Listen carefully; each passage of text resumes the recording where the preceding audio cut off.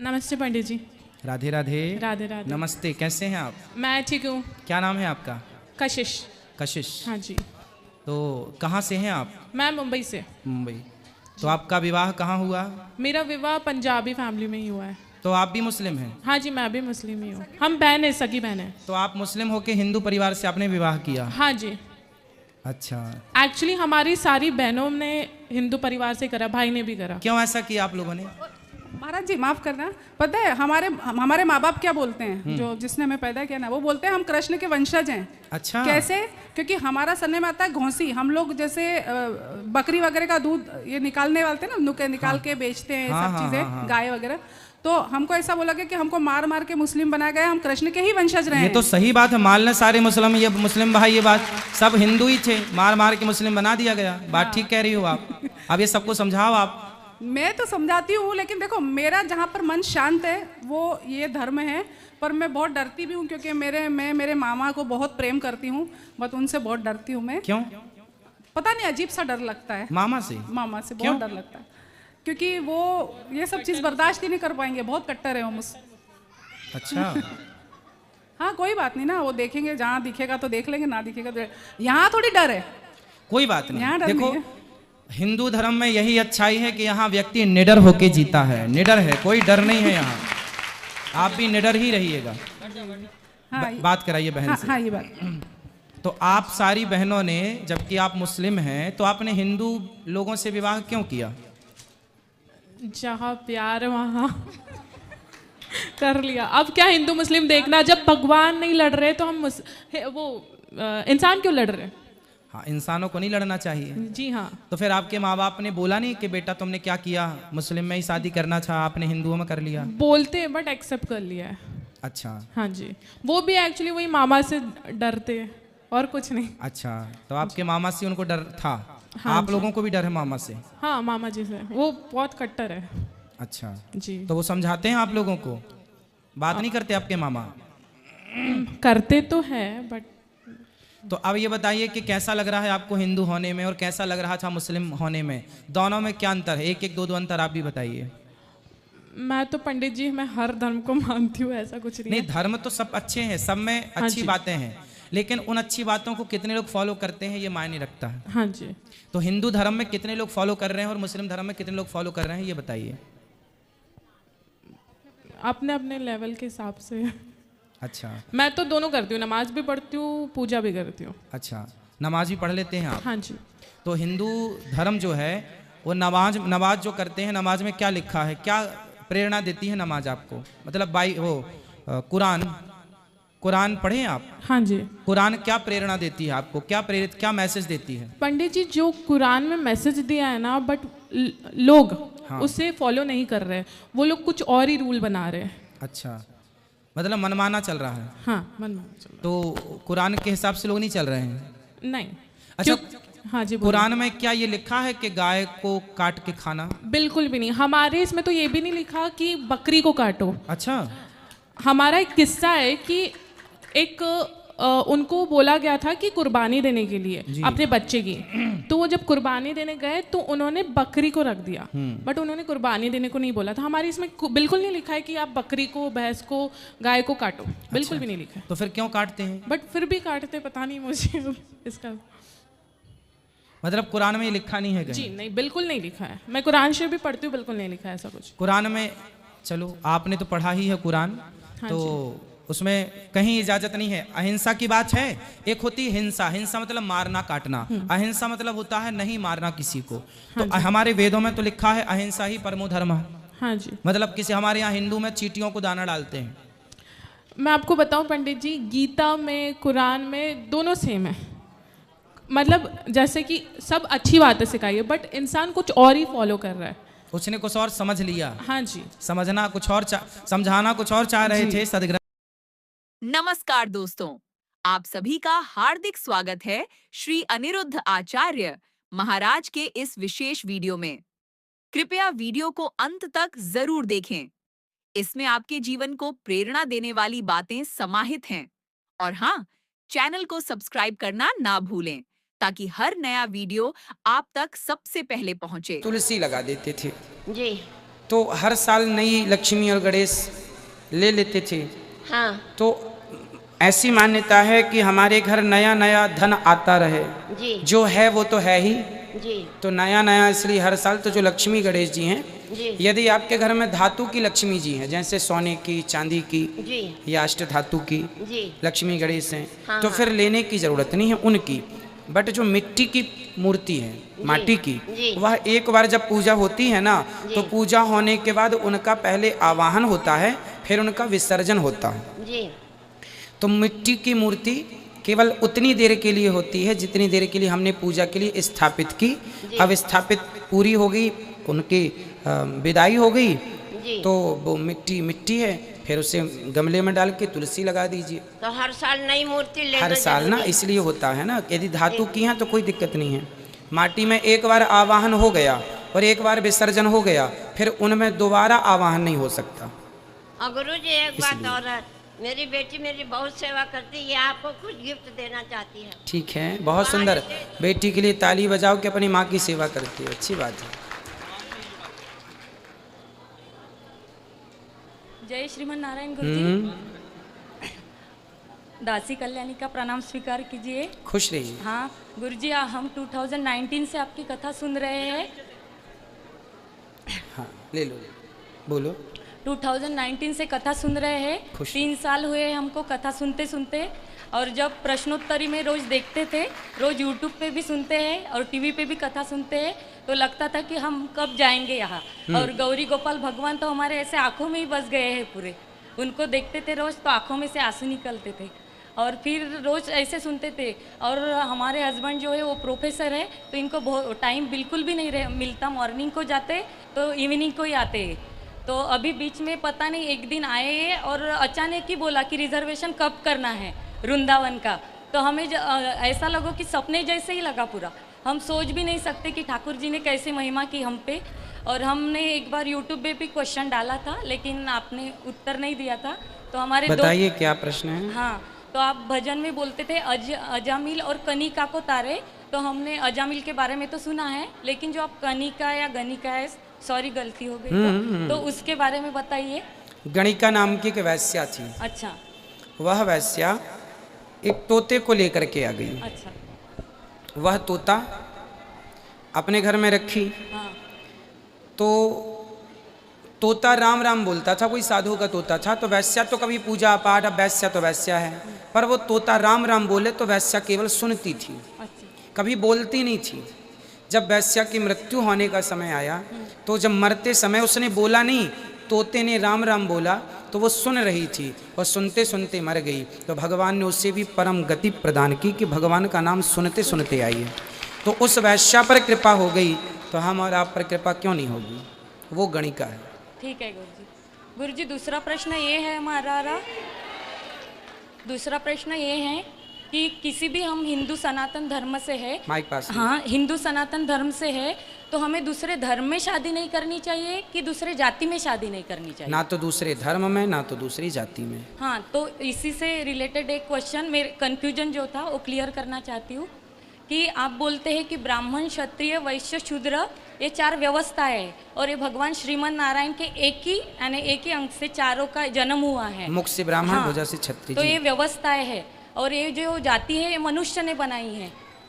तो फिर जो व्यवस्था है ना, उस व्यवस्था का नाम ही ब्राह्मण है, उस व्यवस्था का नाम ही क्षत्रिय, उस व्यवस्था का नाम वैश्य और शूद्र है। अच्छा, तो हमें इसलिए देखो, इसका बहुत बड़ा साइंटिफिक रीजन समझो। ब्राह्मणों का विवाह ब्राह्मणों में इसलिए होना चाहिए क्योंकि ब्राह्मण की बेटी ना बचपन से ब्राह्मणों के रीति रिवाज जानती हैं। यदि वह क्षत्रियों में चली गई तो क्षत्रियों के रीति रिवाज अलग होते हैं, खान पान, रहन सहन, तो वो वहाँ पे कंफर्टेबल नहीं रहेगी, है ना।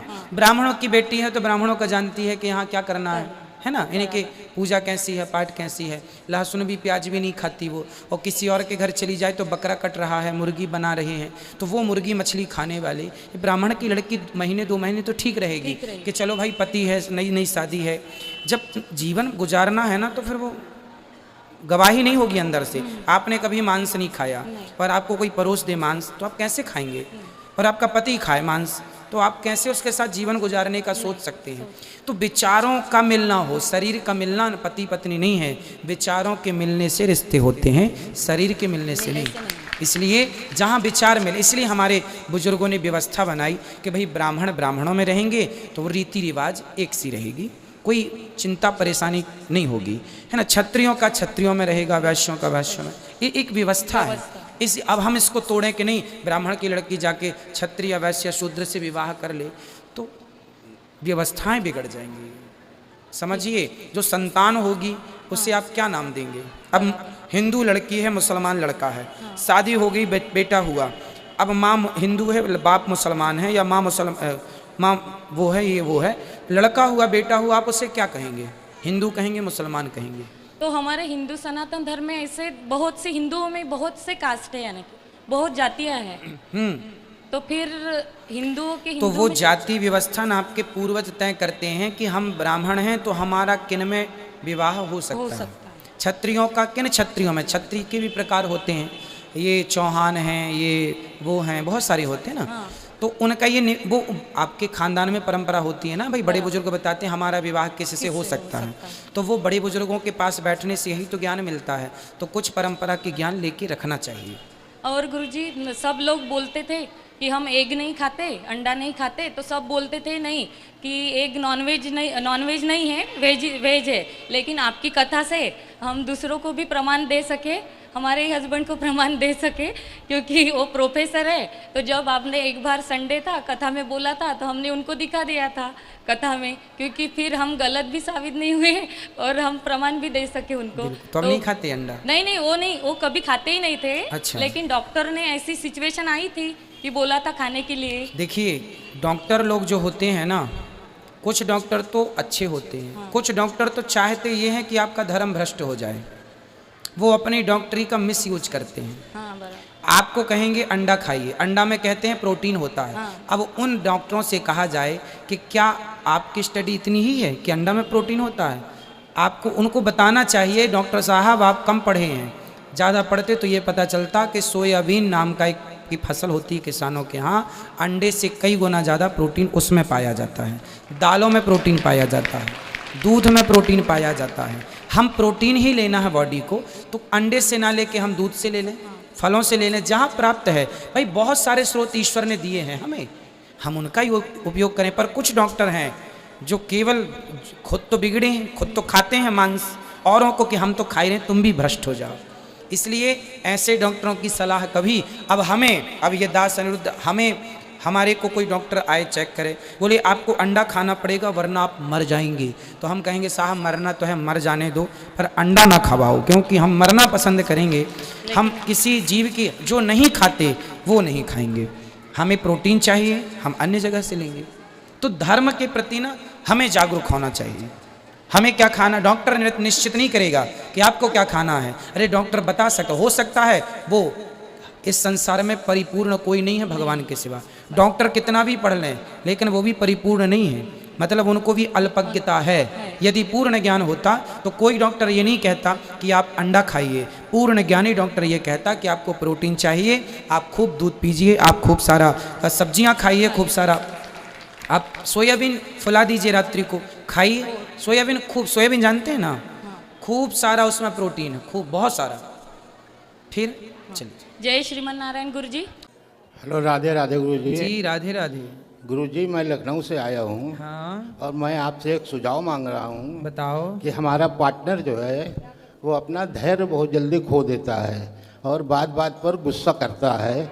उसको ये नहीं समझ में आता कि मैं क्या बात कहाँ पर किसके सामने कैसे कर रहा हूँ। कौन है पार्टनर वो आपका? अरे पार्टनर मतलब मेरी वाइफ। वाइफ क्यों? अब उन्हीं के साथ ज़्यादा प्रॉब्लम है सभी को, हमारे घर में पूरे परिवार को। आपकी वाइफ है कि पत्नी है? अरे दोनों एक ही बात है। अरे नहीं, एक बात नहीं। अच्छा, खैर आप ज्ञानी हैं, आपको मालूम होगा, हमारी समझ से एक ही बात है। वाइफ मतलब वो होती है, बीवी मतलब वो होती है जिसको आप भगा के लाते हैं। अच्छा। और पत्नी, धर्म पत्नी मतलब वो, इस पत्नी के आगे जुड़ा है धर्म शब्द। क्या तो जुड़ा है? धर्म पत्नी ही है। हाँ, जबकि वाइफ के आगे नहीं जुड़ता धर्म वाइफ, बीवी के आगे नहीं जुड़ता धर्म बीवी।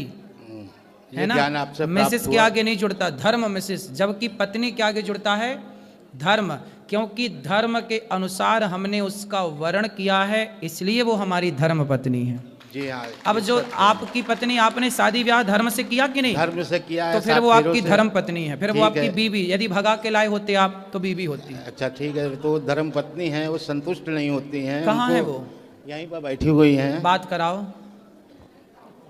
मैया, कहाँ इनकी धर्म पत्नी? देखो, वाइफ से आपको धर्म पत्नी तक पहुंचने का जो सफर है, यहाँ आओ पति परमेश्वर के पास खड़े होके। आप भी इस तरफ आओ, यहाँ आओ कुपची में,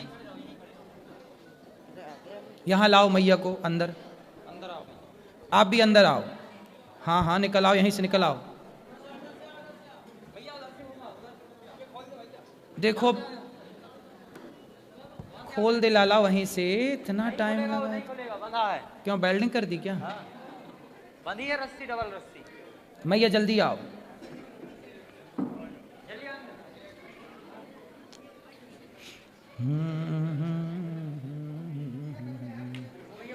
यहीं आ जाइए, यहीं आ जाइए, यहीं।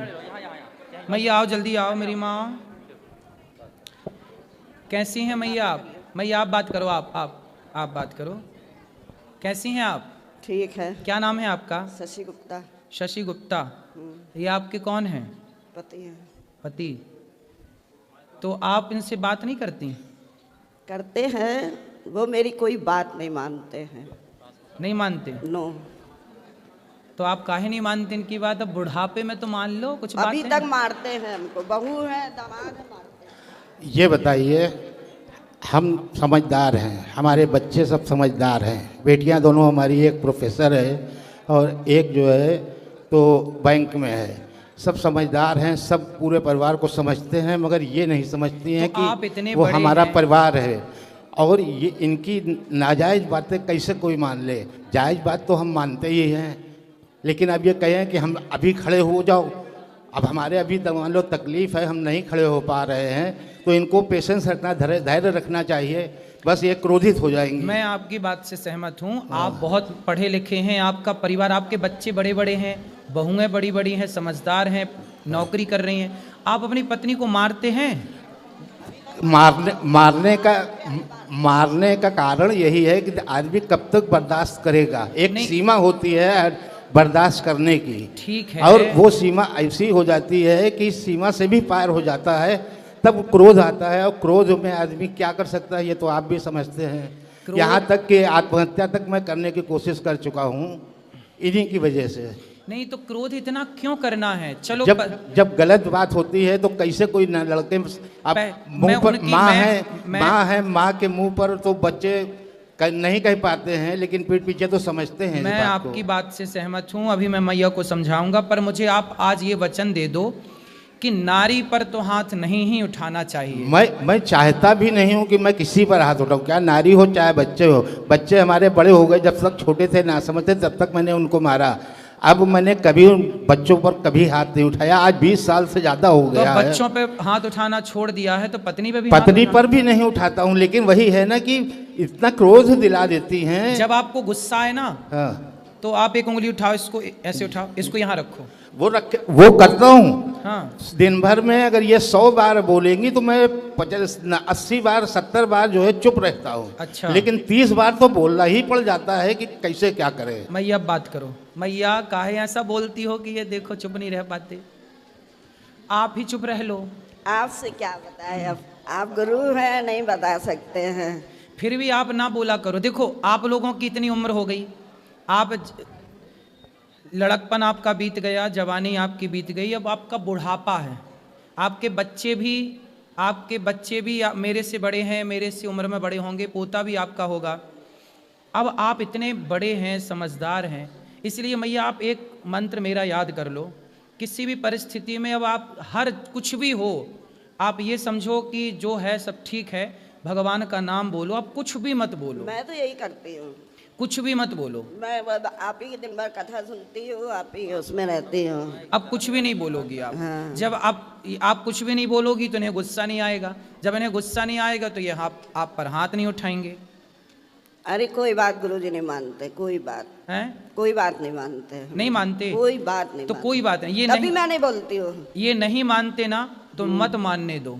बहू का पक्ष लेंगे, बेटियों का पक्ष लेंगे, बस हम ही को मारे पीटेंगे, ये गलत बात है ना।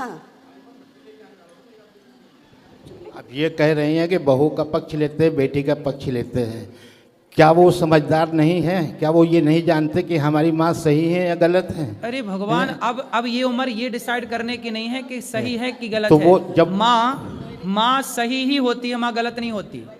माँ कैसे गलत हो जाएगी? ऐसा कौन सा ये काम करती है? माँ तो सही होती है, लेकिन माँ का व्यवहार, जैसे आपके यहाँ पर इतनी माएँ आती हैं, तो कभी आपने माँ से ये नहीं पूछा कि आपने ऐसा व्यवहार क्यों किया जो आपको लड़कों ने निकाल दिया? कुछ माँ का व्यवहार भी तो गलत होता है, अच्छा, जिसकी वजह से बच्चे प्रताड़ित होकर निकाल देते हैं। माँ का व्यवहार कितना भी गलत हो, लेकिन बच्चों को ये अधिकार तो नहीं है कि वो अपनी माँ को लात मारें या थप्पड़ मारें। लात नहीं मारते, थप्पड़ नहीं मारते हैं, ये गलत है। उन्होंने कभी नहीं मारा, हमेशा इन्हीं को शांत किया है। जो गौरी गोपाल आश्रम में वृद्ध माएँ रहती हैं ना, उनमें से कुछ माओ को बेटों ने लात मार के निकाला। हमारे चलो यहाँ माना कि माता की भी कोई गलती होगी, लेकिन गलती इतनी तो नहीं होगी कि बेटा लात मारने लग जाए। लात नहीं मारता है, नहीं, मैं इनकी बात नहीं कर रहा हूँ, मैंने तो केवल एक उदाहरण दिया जी कि कितनी भी गलती हो, कितनी भी गलती हो, माँ की, आप बाप हो ना जी, आप कितनी भी गलती करो, लेकिन बेटे का ये अधिकार नहीं है कि वो आपके गाल पे थप्पड़ मारे। अरे तो कुछ समय पहले तक बच्चों को इन्होंने ऐसा भड़का रखा था कि वो हम पर हाथ उठाने तक को तैयार थे, लेकिन अब वो समझदार हो गए, वो समझ गए कि पिताजी हमारे सही हैं, माताजी गलत हैं, इसलिए वो हमारा साथ देते हैं। ये उम्र ना, ये उम्र यहाँ ध्यान लगाने की नहीं है जहाँ आप मन लगा रहे हैं कि इन्होंने भड़काया, कि बेटे ने भड़काया। ये सब गलत फहमी आपने घुसा रखी है दिमाग में, ये केवल गलत फहमी है। इसीलिए तो आपसे सुझाव मांगा कि मैं क्या करूं। हाँ, अब हम जो बता रहे हैं वो करोगे जी। आप पत्नी से और पुत्र से दोनों से मन हटाओ और अपना मन केवल भगवान के चरणों में लगाओ, अपना भला चाहते हैं तो। लेकिन जिम्मेदारी जो कुछ होती है, अब कोई जिम्मेदारी नहीं है, बच्चे तो संभाल रहे हैं ना, आपकी क्या जिम्मेदारी? आप आज मर जाओ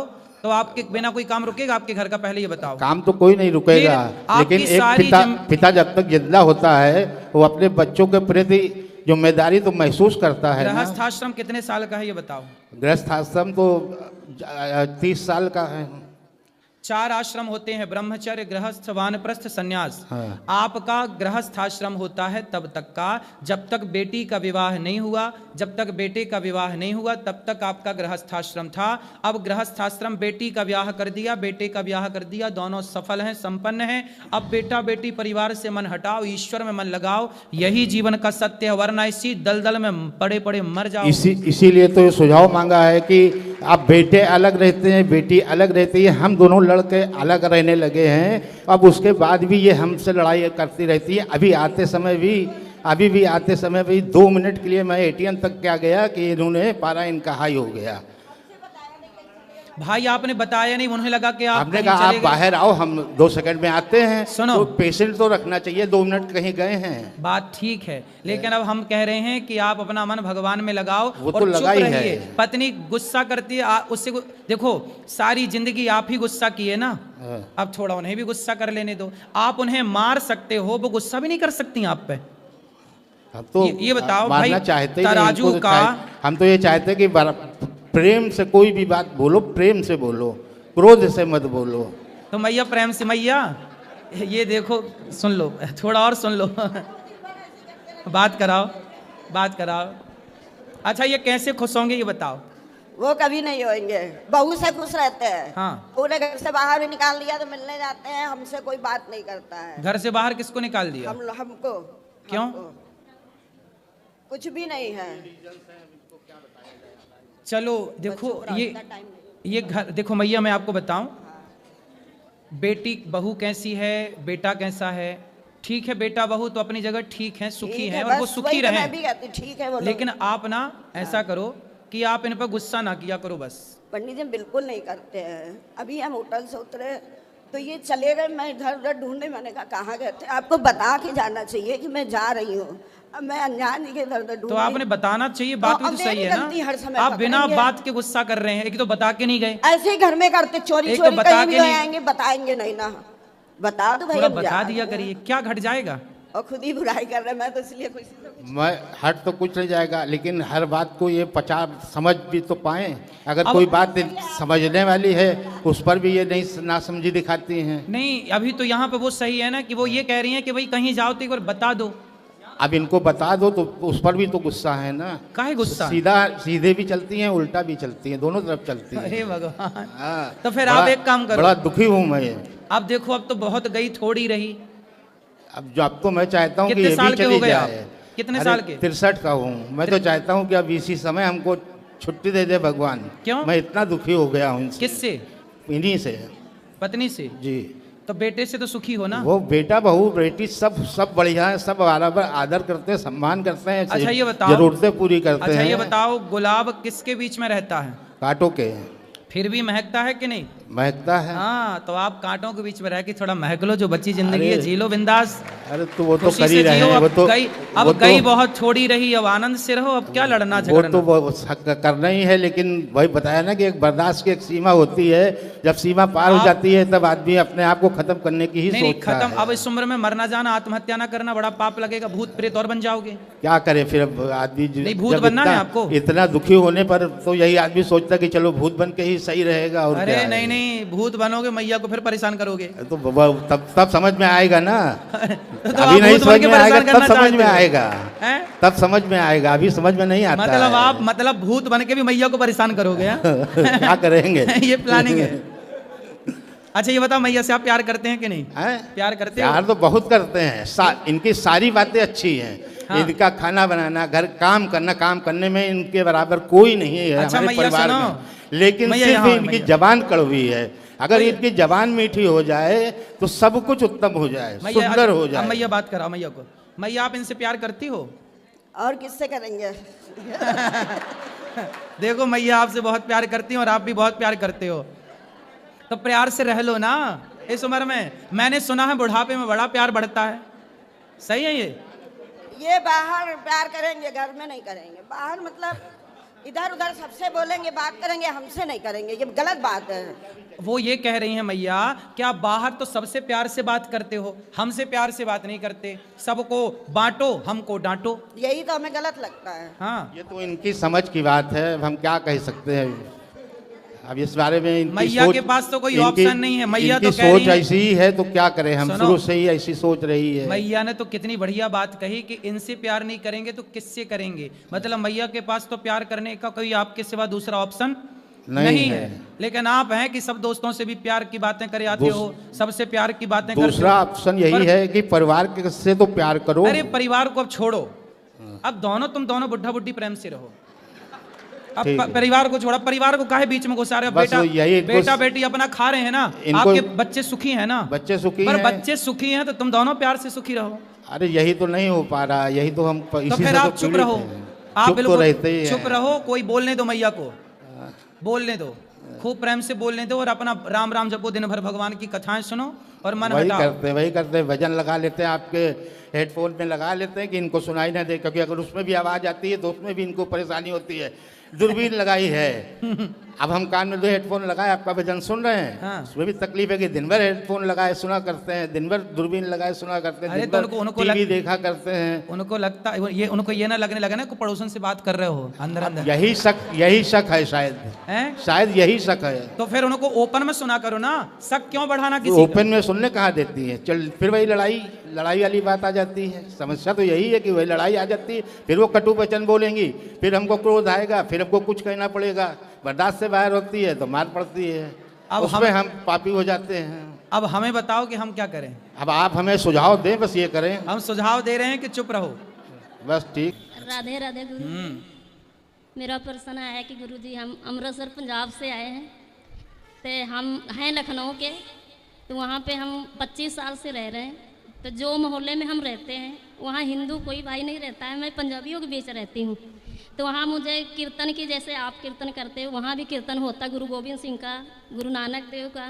तो हमको वहाँ जोड़ा है। हमको कोई पंजाबी नहीं आती थी, जब हम लखनऊ के थे तो हमें तो हिंदी आती थी।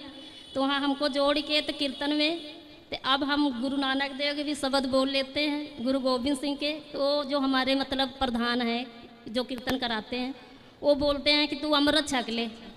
अमृत मतलब जैसे आप दीक्षा देते हो ना, तो वहाँ भी गातरा पहनना पड़ता है। तो हम तो हिंदू हैं, ये तो बाल भी कटवाते हैं हमारे घर वाले, दाढ़ी भी बनवाएंगे, तो वहाँ तो बाल कटवाना लौट नहीं है। तो हम आपसे 3 साल से जुड़े हैं, तो हम तो कीर्तन जाते हैं, हम किसी को बताया नहीं कि हम गुरु जी से जुड़े हैं, हम जा रहे हैं मथुरा दीक्षा लेने। अब हम प्रधान को भी फ़ोन नहीं किया, हमको आ गया रात में फ़ोन, तो मैं कहा मैं तो मथुरा जा रही दीक्षा लेने। तो कह रहे क्यों, तुझे तो मैं अमृत छकने के लिए बोला था। तो मैं कहा मैं तो हिंदू हूँ, इसमें बिछुए नहीं डाले जाते हैं, हाथ में चूड़ी नहीं डाली जाती है, मांग में सिंदूर नहीं लगाया जाता, पर हमारे हिंदुओं में तो सब कुछ किया जाता है। तो मैं तो फिर अपने श्रीमन नारायण का मतलब दीक्षा लूँगी। तो मैं यही पूछना चाहती हूँ कि फिर जो मुझे फ़ोन आ जाते हैं कि कीर्तन है, आज सोसाइटी बनी हुई है, उसमें मतलब कर देते हैं कि यहाँ पे कीर्तन वहाँ, तो हमको कुछ समझ नहीं आ रहा कि मैं क्या करूं। आपकी दीक्षा लो तो वहाँ कीर्तन जाएंगे कि नहीं? आप यहाँ दीक्षा लेकर के वहाँ कीर्तन कर सकते हैं। गुरु गोविंद जी, गुरु नानक देव जी, ये सब अपने महापुरुष हैं। हाँ जी। और ये सभी देश के लिए, समाज के लिए बहुत बड़ा योगदान है इन महापुरुषों का। हाँ जी। अब वो लोग भी तो राम राम जपते हैं। हाँ जी। अब वहाँ गुरुवाणी में राम, लिखा हुआ, गुरुवाणी में तो राम नाम लिखा ही है। हाँ, हरी पोथी में जो शब्द बोलते हैं वहाँ पंजाबियों में, हरी पोथी में राम का नाम लिखा हुआ, तो वो भी राम राम जपते हैं। हाँ जी। यहाँ तक कि गुरु नानक देव जी स्वयं भगवान राम के ही उपासक थे। हाँ जी। भगवान का ही वो चिंतन करते थे, पर वो भगवान का चिंतन करते करते खुद भगवानमय हो गए थे। तो मैं दीक्षा लेके आपका वहाँ कीर्तन कर सकती हूँ? हाँ हाँ बिल्कुल। मैं छोटा हिंदू, सुनिए, हिंदू और सिख ये दो नहीं है। हाँ जी। ये दोनों एक हैं। हाँ जी। जो गुरु नानक देव जी के शिष्य थे, गुरु नानक देव जी के शिष्य को ही शिष्य ना कह करके सिख कहने लग गए। हाँ जी। तो वो शिष्य का सिख हो गया। हाँ जी। है ना? हाँ जी। तो वहाँ सिख बोलने लग गए। तो ये जो सिख हैं ये सब गुरु नानक देव जी के शिष्य हैं, शिष्य का फिर सिख हो गया। हाँ जी। तो वो सिख अलग अपने आप को मानने लगे। जबकि गुरु नानक देव जी का आप गूगल में हिस्ट्री डालिए, तो गूगल में ही आप डालेंगे तो गुरु नानक देव जी स्वयं ब्राह्मण थे, खुद हिंदू थे। स्वयं आप डाल के देख लीजिए, खुद आपको समझ में आ जाएगा। क्यों जी? तो वो खुद समाज को सही रास्ता बताए। और गुरु नानक देव जी के जितने शिष्य हैं वो सब अपने आप को माथे पे पगड़ी, वो गुरु नानक देव जी का प्रसाद है, वो माथे पे सजाते हैं। तो आप हिंदू और सिख इन्हें दो नहीं मानना चाहिए। हम और सिख एक ही हैं, कोई अलग अलग नहीं है। ठीक है? उनसे और आपको बताइए, गुरुवाणी मेरे पास भी रखी है, मैं भी पढ़ता हूँ। उसमें भगवान श्री कृष्ण की वाणी है। गीता में जो भगवान ने उपदेश दिया ना, वह भी उसमें है। और भगवान राम का बहुत सारा चरित्र, राम जी के बारे में बहुत सारी जानकारियाँ गुरुवाणी में हैं।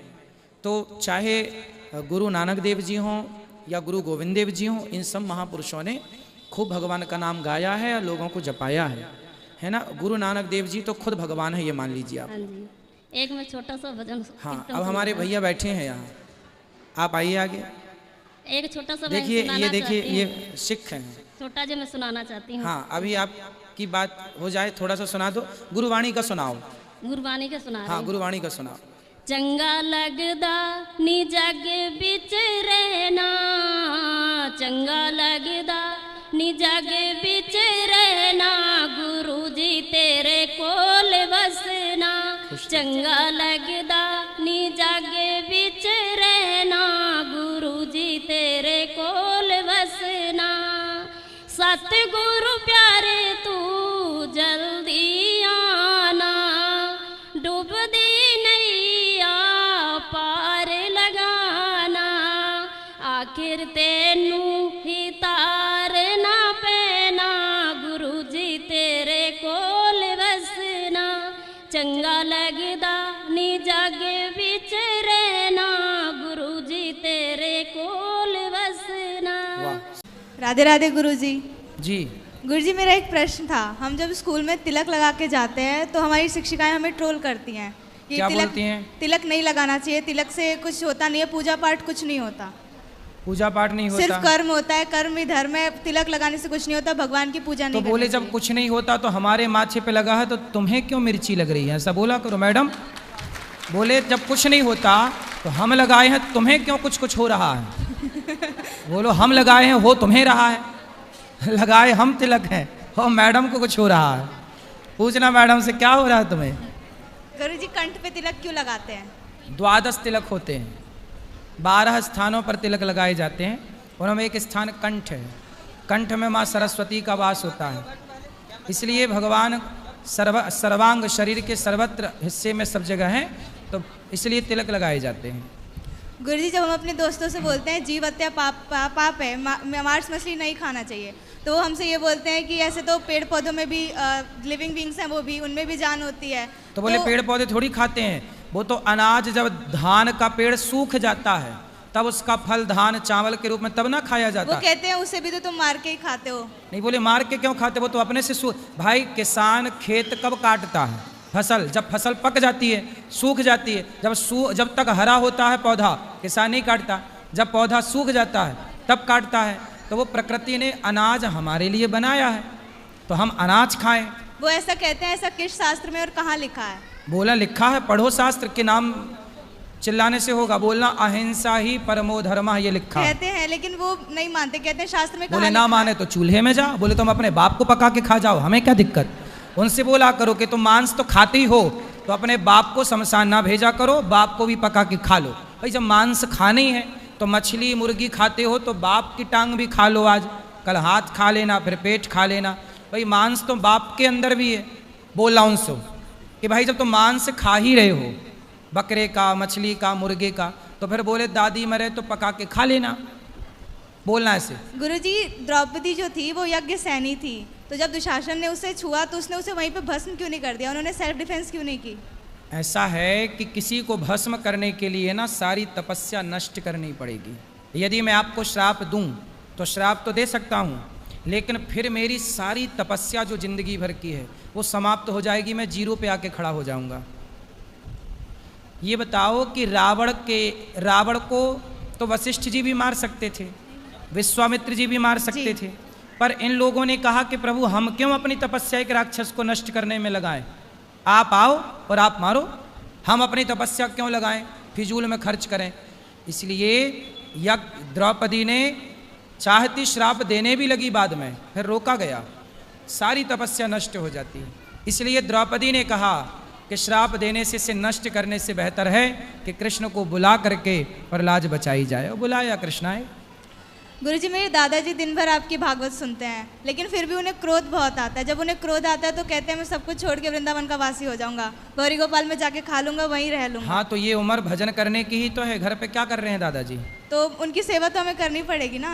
करनी पड़ेगी, करो, पर उनका बोलना कि अब आप तीर्थ यात्रा पे निकलो, आपको घर पे इस उम्र में 60 के बाद घर पे नहीं रहना चाहिए।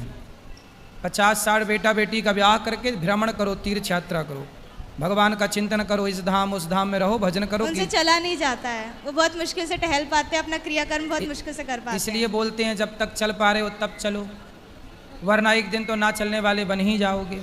इसलिए जब तक पाँव हैं तब तक तीर्थ यात्रा कर लो जी, वरना फिर तो आश्रित रहना ही पड़ेगा। तो अब आप लोग सेवा करो। गुरुजी राधे राधे। राधे राधे। मेरा नाम स्वाति हुआ, मैं रांची झारखंड से आई हूँ। मेरा मायका फ़िलहाल अभी रांची झारखंड में है। मेरा 4-5 सवाल है, इसलिए मैं फ़ोन लेकर के खड़ी हुई हूँ। मेरा पहला सवाल ये है गुरुजी की मम्मी जैसे जित्या करती है, हम लोग 3 भाई बहन हैं, 2 बहनें हैं, 1 भाई, और मेरे घर में एक छोटा सा कुत्ता भी है। तो वो गुरुजी भाई बहन के समान ही है, समझ लीजिए। मतलब मम्मी हम लोगों के कंपैरिजन में उसको ज़्यादा प्यार करती है, मोस्ट ऑफ द टाइम उसके पीछे ही मम्मी का जाता है। तो जब मम्मी जितिया करती है तो कहते हैं सबको पहनाती है वो बद्दी जितिया वाला, तो क्या हम उसको भी पहना सकते हैं? क्या पहनाती है? वो जितिया जो पहनते हैं ना, अभी जितिया वाला जो पर्व था कुछ दिन पहले। हाँ हाँ, या नहीं पहनाना चाहिए? ये क्या होता है पहले ये समझाओ, हम अभी समझे नहीं क्या होता है। भाषा मिस मैच हो रही है। मैं बताती हूँ, जैसे पति के लिए तीज किया जाता है, करवा चौथ किया जाता है, ठीक उसी प्रकार से बच्चों के लिए जितिया का पर्व किया जाता है। हमारे यहाँ उसे संतान सप्तमी कहते हैं शायद, मुझे इसका ज्ञान नहीं। हाँ हाँ, हमारे यहाँ उसको संतान सप्तमी बोलते हैं। ठीक ठीक है, ठीक है। देखो, बच्चों के साथ बच्चों का व्यवहार करो, जीव मात्र से प्रेम करना बुरा नहीं है, सबसे प्रेम करो, सबको रोटी दो, सबको प्यार करो, सबको दुलार करो। प्यार दुलार करने में कोई बुराई नहीं, पर हर चीज की मर्यादाएं हैं। आप जितना प्यार अपने पति से करती हैं, आप उतना प्यार, उस तरह का प्यार पर पुरुष से करेंगे तो ये मर्यादा के खिलाफ है। मतलब प्यार अब कहें कि नहीं जी जैसा हम अपने पति से करते हैं वैसे तुमसे भी करेंगे, वो अमर्यादित हो जाएगा। उसी तरह हम गाय से जो व्यवहार कर सकते हैं वो कुत्ते से नहीं कर सकते। तो हर चीज की एक मर्यादा है। कुत्ते को देहली के बाहर रखा जाता है, घर के अंदर नहीं। बट वो तो हमेशा घर में ही रहता है। वो आपकी अज्ञानतावश है। कुत्ता जहां जहां अपने पांव रख देता है, कुत्ता जहां जहां होता है वो अशुद्ध हो जाती है जगह। कुत्ता के स्पर्श से अशुद्धि आती है। इसलिए कुत्ता को रोटी खिलाने का विधान तो है। कुत्ते को आवश्यकता है तो आप उसकी दवाई भी कराइए, है ना। अनायास उसे छूने का विधान नहीं है। तो फिर गुरुजी उसको घर से बाहर कर दें। बाहर क्या, कुत्ते घर के अंदर रहे कब? आज के ज़माने में फैशन का ज़माना है तो लग्जरी गाड़ियों में घूम रहे हैं कुत्ते। गाय है आपके घर में? नहीं गुरुजी, उसके लिए इसलिए नहीं पॉसिबल है क्योंकि आप फ्लैट में नहीं रख सकते हैं। आप खुद अगर रेंट पे रहते हैं तो आप समस्या तो यही है कि आज हम कुत्ते को रखने को पॉसिबल मानते हैं पर गाय को रखना इम्पॉसिबल मानते हैं। गुरुजी दिक्कत तो कुत्ते से भी है बहुत लोगों को। हाँ। लॉजिकली देखा जाए अगर उसको हम बाहर लेकर के जाते हैं शौच के लिए तो उससे भी दिक्कत है, लेकिन कुत्ते में मैनेज हो जाता है क्योंकि हम बाहर लेके जाते हैं। एक्चुअली कुत्ते में आप लोग मैनेज करना सीख गए हैं। काश गाय के साथ भी मैनेज करना सीख गए होते तो गाय भी मैनेज हो जाती है अभ्यास से। अब कुत्ते के संग रहते रहते अभ्यास हो गया है। गाय भी ना छोटी सी गाय आती है जो हिमालय तरफ की गाय है ना, वो बहुत छोटी सी होती है।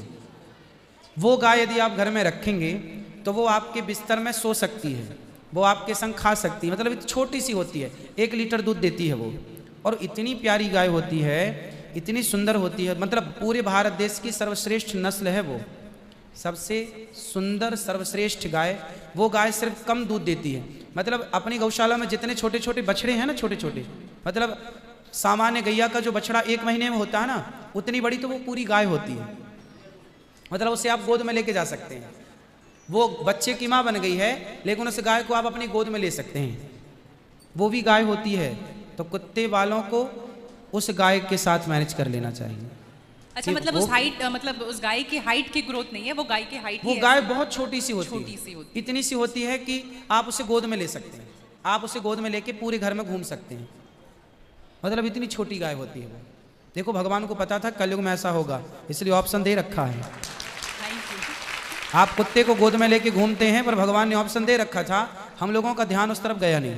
सही बात। गुरुजी मेरा दूसरा सवाल ये है कि ये सवाल बेसिकली मेरी बहन के घर वालों का है। चिकन नहीं खाना चाहिए क्योंकि उसमें जान होती है, कोई भी जानवर नहीं खाना चाहिए क्योंकि जान होती है। प्लांट में भी तो जान होती है ना गुरुजी? हाँ होती है। तो फिर हम उसको तोड़ते हैं तो उसको नहीं दर्द होता? ऐसा उनके घर वालों का सवाल है मेरे माध्यम से। नहीं, आप ठीक कह रहे हैं। देखो किसी आप ना गेहूं को चबा जाइए जी, चने को चबा जाइए, दालों को चबा जाइए, तो वो रोती नहीं है, चीखती नहीं है, उसमें रक्त नहीं होता, हड्डी नहीं होती, मांस नहीं होता, वो चीखती नहीं है, चिल्लाती नहीं है, है ना। पर आप मुर्गी को मारिए तो वो चीखेगी, चिल्लाएगी, भागेगी, खून है, हड्डी है, मांस है ना। एक्चुअली सिद्धांत है ना। देखो इतने सारे मर्द हैं लेकिन इतने सारे मर्दों में एक मर्द ऐसा है जो आपका हाथ पकड़ के रह सकता है, आपका हाथ पकड़ के घूम सकता है, कोई कुछ नहीं बोल सकता क्योंकि वो आपका पति है ना। समाज ने आपको इजाजत दे दी, आपकी मांग भर गई, मंगलसूत्र आ गया, अब समाज ने स्वीकार कर लिया कि ये मर्द, ये पुरुष अब आपका पति है। अब आपको दूसरे पुरुषों के साथ देखा गया तो आप अच्छे नहीं माने जाएंगे। तो जैसे समाज ने एक पुरुष के संग, एक स्त्री के संग इजाजत दे दी, शास्त्र ने इजाजत दे दी कि आप इसके साथ रह सकते, ये लीगल है, उसी तरह आपको गेहूं, चावल, अंकुरित अनाज चीजें, दाल, चावल, सब्जी, रोटी खाना लीगल, वेद ने आज्ञा दे दी, ये खा सकते हैं। मांस के लिए आज्ञा नहीं दी। पतिव्रता नारी पराये मर्द के संग, पराये पुरुष के संग घूमेगी तो समाज उसे ठीक नहीं कहेगी। उसी तरह हमें शास्त्र आज्ञा करते हैं कि हमारे ठाकुर जी, हमारे राम फल खाते हैं, हमारे राम फल खाते हैं, दाल, चावल, साग, सब्जी, बादाम, काजू ये खाते हैं। तो हमारे राम, हमारे कृष्ण खाए, मतलब वेद ने आज्ञा दे दी कि आप ये खा सकते हैं, ये खाने का पदार्थ है। मांस शेर के लिए है, बिल्ली के लिए है, कुत्ता के लिए। क्या आप कुत्ता हैं? क्या आप बिल्ली हैं? क्या आप शेर हैं? क्या आप चीता हैं? नहीं। फिर जब हम मनुष्य हैं तो मनुष्यवत व्यवहार करें जी। हम वो ना खाएं जो हमारे लिए नहीं है। अब मांस खाने वाले जानवर ना आप गौर से देखिएगा, मांस खाने वाले जितने जानवर होते हैं, कुत्ता, बिल्ली, चीता, शेर, सब जीभ से चाट चाट के पानी पीते हैं। जी। आपने कुत्ते को पानी पीते देखा हो? लेकिन आप कैसे पानी पीते हैं? होंठों से पीते हैं, मुंह से पीते हैं। गाय कैसे पानी पीती है? मुंह से, जैसे हम लोग पीते। कुत्ता चाट के, बिल्ली चाट के। मतलब शाकाहारी जानवर और मांसाहारी जानवर दोनों ईश्वर ने बनाए हैं। गाय को आप मांस परोसिए नहीं खाएगी, वो बकरी को मांस परोसिए नहीं खाएगी, भैंस को मांस परोसिए नहीं खाएगी। जब जानवर जानवर होके अपने धर्म में अड़गे हैं, तो हम इंसान क्यों अपना धर्म छोड़ रहे हैं? अब जो मांसाहारी जानवर होते हैं, उनको आप ध्यान से देखना, उनके पाँव में नाखून होते हैं, जबकि शाकाहारी जानवर के खुर पाए जाते हैं। जैसे गाय का खुर होता है, बकरी का खुर होता है, भैंस का खुर होता है, जबकि चीता का, शेर का, कुत्ते का, बिल्ली का। अब आप देखिए कि आपके ईश्वर ने पैर बनाए हैं ना तरीके से, आप मुंह से पानी पी, मतलब आपके लक्षण शाकाहार से मैच कर रहे हैं, है ना। बिल्ली के, कुत्ते के यहाँ कहना दांत बड़े बड़े होते हैं मांस फाड़ने के लिए, आपके नहीं है। मतलब आप ईश्वर की तरफ से शाकाहार। और अब मैं नहीं कहता, आप मेडिकल साइंस का अध्ययन करके देखिएगा, साइंटिस्ट लोग अब सिद्ध, अभी मैं इंग्लैंड गया था, वहाँ मुझे बताया कि जो अंग्रेज लोग इनके बाप दादी जो मांस खाते चले आए हैं, अब कुछ अंग्रेज लोग इतने जागरूक हो गए हैं कि अब वो मांस नहीं खाते। वो कहते हैं कि अब इसको खाने से बीमारियां बढ़ रही हैं, लोग परेशान हो रहे हैं। पहले के लोग जंगल में कंदमूल फल खाते थे, ये अब खाने लग गए हैं, सुअर खा रहे हैं, कुत्ता खा रहे हैं। अब बहुत सारे लोग शाकाहार की तरफ जो जागरूक हैं बढ़ रहे हैं। तो आप और हम तो पहले से जागरूक हैं, तो हम क्यों अपने आप को मांसाहार की तरफ ले जाएं? क्यों किसी की हड्डी चबाएं? बताइए, हमारे यहाँ मुर्दे को छूने से लोग नहाते हैं, कितनी दुर्गंध है। अब देखो, आप गेहूं, आप पालक काटो, गोभी काटो, है ना, मूली काटो, गाजर काटो, दाल पकाओ, कोई दुर्गंध आती है आपकी रसोई में? नहीं। लेकिन आप मुर्गी पकाओ, मुर्गी काटो, बिल्कुल वो बदबू से भर जाएगा। मतलब आपकी नाक भी आपको गवाह देने लग जाएगी, भाई बस कर, है ना। तो शरीर एक्सेप्ट नहीं करता, आप जबरदस्ती खिला रहे। गुरुजी, मेरा तीसरा प्रश्न ये है कि जैसे हम लोग एकादशी करते हैं और किसी दिन अगर हम बाहर रहते हैं और उस दिन एकादशी है, फॉर एग्जांपल हम आउट ऑफ स्टेशन है और उस दिन ख्याल नहीं कि एकादशी है, तो अगर हम बाहर चावल खा लेते हैं या लहसुन प्याज खा लेते हैं, तो क्या वो ब्रेक हो जाता है पर्टिकुलर एकादशी उस दिन का, या पूरा कंटिन्यूड रहता है जो 108 हम कर रहे हैं? कंटिन्यू कैसे रहेगा? वो पर्टिकुलर वाला कैंसिल होता है ना जिस दिन हम खा लिए बाहर। हाँ, आपने जो खा लिया वो एकादशी भंग हो गई जी। और पीछे से जो हम कंटिन्यू जो करते आए हैं, वो तो जो किया वो मिलेगा, जो आगे करेंगे वो मिलेगा। पर हमें इस बात का ध्यान रखना चाहिए। यदि आपने एक बार खा लिया, एकादशी के दिन कोई ने धोखे से कुछ खा लिया, चावल खा लिया, रोटी खा ली, बिस्किट खा लिया, तो भगवान से क्षमा मांगनी चाहिए, प्रभु अज्ञानवश हुआ, हमें क्षमा कीजिए। और फिर उतने को ही फलाहार मान लेना चाहिए, फिर कुछ नहीं खाना चाहिए। जैसे आज आपने धोखे से चावल खाया, आपने खाया ही एक कौर, तभी याद आया आज तो एकादशी। अब आप बोलेंगे नहीं, हे प्रभु अपराध हुआ, क्षमा, भगवान का नाम जप करो और उसको ही अब मान लो कि मेरा पारण हो गया, अब फिर मैं कुछ नहीं खाऊं, तो फिर वो पूरी एकादशी मान ली जाएगी। गुरुजी, मेरा चौथा सवाल ये है कि आप कहते हैं दारू पीना पाप है, चिकन खाना पाप है क्योंकि उसमें जान है। दारू में ऐसी कौन सी चीज मिली होती है कि उसको पीने से पाप हो जाता? अगर आप पी के कुछ गलत कर रहे हैं तो फिर गलत है लॉजिकली, तो फिर पाप क्यों? और अगर दारू में नशा चुकी होता है, अगर वो पाप है, तो फिर तो पुड़िया खाना, सिगरेट पीना, सारी चीजें पाप में आ जाएंगी। पाप अलग विषय है, अभी मैं समझा देता हूँ आपको। जब हमारा देश गुलाम था जी, तो एक अंग्रेज ने एक पंडित जी की कनपटी पे बंदूक रखी और अंग्रेज ने कहा, ये पंडित जी यहाँ, तुम बड़े पुजारी हो? हाँ पुजारी हैं। हिंदू हो? हाँ। आज मैं तुम्हें गोली मारूंगा। पंडित जी बोले, क्यों मारोगे? बोले, आज 4 चीज़ें तुम्हारे सामने हैं। अंग्रेज ने 4 चीज़ें पंडित जी के सामने रखी। पहले, पराई स्त्री ला के रख दी, तुझे आज इसके संग रहना है। दूसरा, मांस रख दिया, आज तुझे मांस खाना है। और तीसरा, ढेर सारा सोना रख दिया। गुरुजी राधे राधे। हाँ जी। और ठीक ठाक गुरुजी? अरे कृपा है, मस्त ठीक भी हूँ, ठाक भी हूँ। अच्छा गुरुजी, पता पहले हमारे बाप मातारी जो होते मतलब शादी कर दी थी मेरी छोटे पे, आपकी शादी छोटे पे कर दी। हाँ। किसने कर दी मतलब? मेरे बाप मातारी ने। बाप मातारी ने। छोटे कितनी छोटी थी आप? 14 साल के थे। 14। तो अब क्या समस्या हो गई? समस्या का शुरू से दारू पीते हैं मतलब मेरे घर वाले। तो आपकी शादी जब हुई तब आपके घर वाले कितने बड़े थे? वो 15 साल बड़े थे। 15 साल बड़े थे। हाँ। मतलब जब आप 14 की थी तो वो 28 साल के थे। हाँ।